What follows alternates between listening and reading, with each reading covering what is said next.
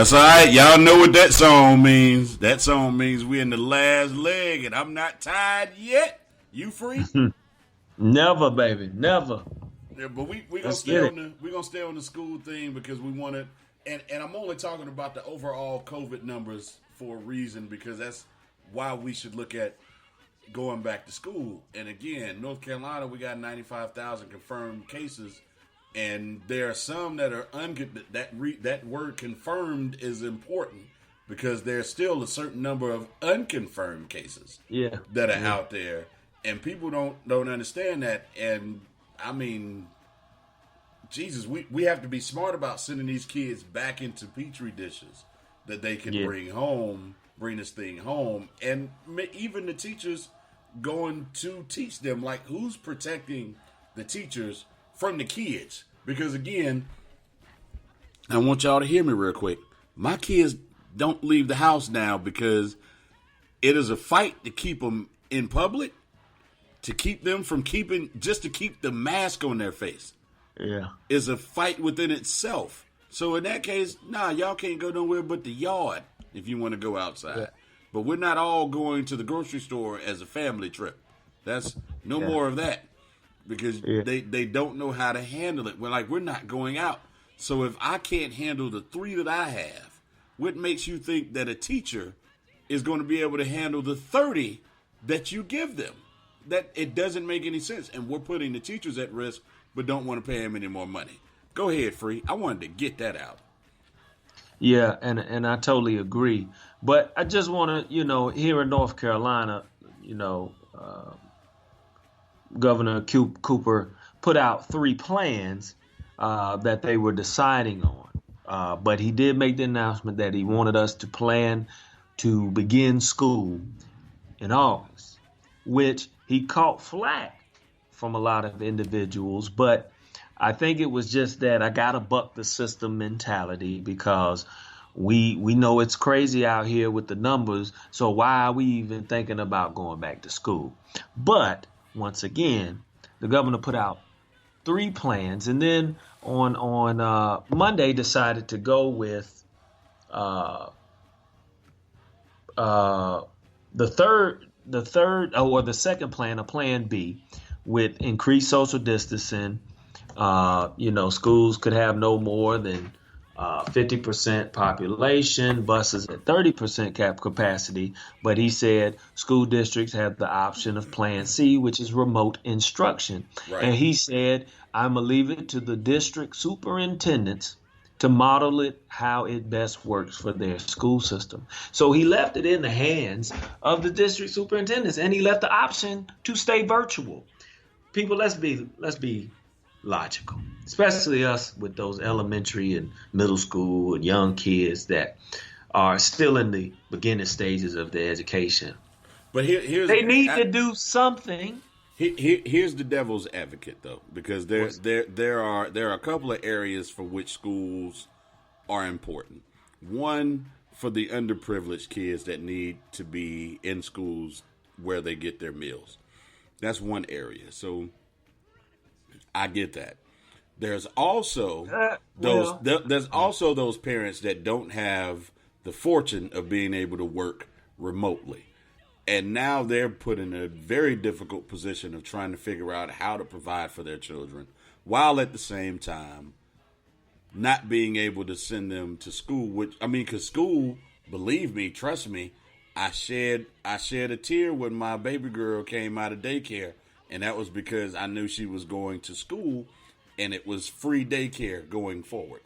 So for a lot of people, that's how you view me being a former teacher. I take offense to that. What I'm saying is, but you know it being a former teacher because you know that you didn't have to take your kids to school, and you didn't have to pay an enormous amount of money for daycare. No, once that bill is off of you. But my point is, for some people, because daycares aren't open either. So for some people, they're caught between a rock and a hard place.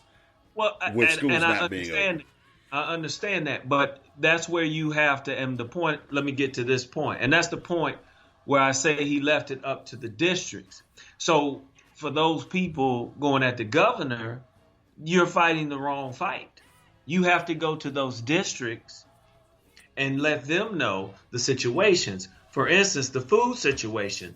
Just as when we shut down, there was still, just like the schools that feed in the summer, they were still doing meals Yeah. during the COVID. So these are allotted by the government. So they still will be serving meals for pickup. Now, they might not be the greatest meals because you got to grab and go. Might not be, most might not be, might be less hot meals. But they still will be serving the meals. The situation comes in to those who have access to technology and things like that. And those parents that have gone back to work or are going back to work that need child care services, which that has been strained. But the fact of the matter is, I know the district Guilford County has been proactive in ordering tablets and iPads. So, but I think we have to focus on those districts to make sure we meet the needs of those learners as we move through this thing. Right. I don't think being mad that the governor said we got to go back and learn is going to solve anything, because my kids need something to do. Yeah. Just like we ended the year on virtual.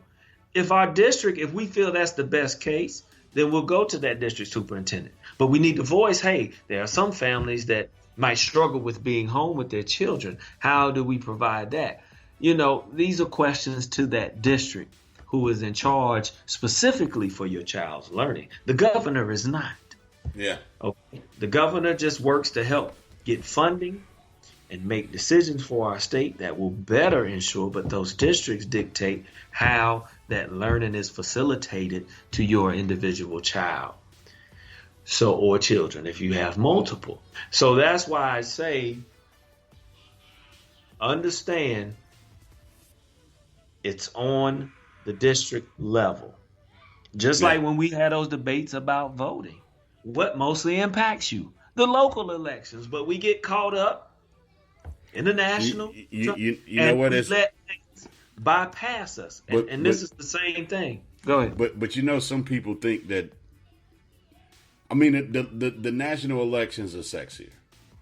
Yeah. In a lot of people's eyes, so that's easier to understand. Which, quite honestly, the national elections are a lot more complex. What simplifies the national elections are the local elections, because who you vote for locally determines who represents you nationally at some point. So that's why they're more important. So, I mean, we see, especially in our community, and I'm not just saying that to be saying it, the numbers don't lie in this case. In our community, we see heavy voting registration for national elections. And then when the 2-year election comes back around and local elections, we see the drop off. That's when it gets bad. And then what happens is, around the national election, you go, well, I voted last time, so I ain't going to vote this time because it didn't work last time. Well, it didn't work not because you voted in the national election. It didn't work because you didn't vote in the local ones. Exactly. And you can't tell me who your school superintendent is, more or less who your county commissioner is, nor do you know when your zoning meetings are, because at your zoning meetings, you get to find out if your housing value is potentially going to go up, so you can make the windfall that they made during the HUD scandals when all of that was going on. But we have to put ourselves in position to do these things. And if you can't tell me who your current county commissioner is, then you can't argue about what Donald Trump is doing. Donald Trump is Donald Trump, which means Donald Trump is a well-known dumbass. Like, Free won't say it, but I will. I just don't do the name calling. But that's not even name calling. It's so factual. Like, he's just a well-known dumbass. Like, that's not me calling a name. Like, this dude is stupid. But we knew that prior to him running for president. So it's not new, but it's sexier to talk about Donald Trump. Well, you look at the campaign funds and stuff which is on the TV and everything in the national debates, because it is for everybody. So there is, local elections. People are not working with these large budgets for advertisement and campaigning. Maybe the gubernatorial elections, you'll see a lot of those in U.S. Senate, those federal positions. You might not know. A lot of people probably can't name who is their state House of Representatives number, let alone their district, as well as their state house senators from their county. You know, and once again, it is sexier to see the big landscape because that's where the funds and everything go into. But you know, it starts, like they say, charity starts at home. So you have to start right in your base to make change. And in the coming months, let me do a shameless plug. In August, I'll be launching a new nonprofit organization, Clergy for Cures. And these are some of the things that we hope to start addressing and start offering voter education classes so you can learn local government, who's who, what's who, how to maneuver in it. We hope to address these things because I think that's where the need is. Just as a whole, people need to understand how their local and state government works. Next Saturday, I know the Poor People's Campaign of North Carolina is holding an open house. They'll have breakout sessions that address several of these things where you can learn government, you can learn about the policies and things. So I just want to throw that out there because like I say, even the kids returning to school has become politicized. Because I think I said that wrong earlier. Political, I don't know. But I want to make sure that I give people that opportunity to understand. Like, I know you know who Donald Trump is, but if you live in Durham, you need to know who Patrick Young is, who is the city and county planning leader. So that you need to know who Wendy Jacobs is, who is the chair on the board of commissioners. Like these are if you live in Greensboro, Charlotte, or what have you, you should be able to talk about who some of these people are, because these are the people who directly affect, and then specifically what we're talking about in schools, they directly affect how your school's going to be, or how your school system's going to be functioning. Not Donald Trump. And in this case, not Roy Cooper either. Because quite honestly, like, he's just put that back in the hands of everybody else. So it's important to know that. And I think we need to advocate for more of that. Not just what to do in national elections or who you're going to vote for. I mean, yeah, Donald Trump should be out, but he shouldn't be in. So it's a whole nother conversation. But the last minute and 45 we got in this segment, Free, I do have to ask about AAU youth sports coming back. Do you think we'll have youth sports?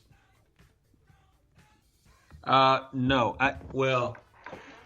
I know everything has been put on pause in our area, even with the high schools, because they were bidding to start back at the beginning of July with workouts, and some schools did, but it's been placed on hold. I know in Guilford County, I don't see it happening while cases are rising, and that's a smart decision.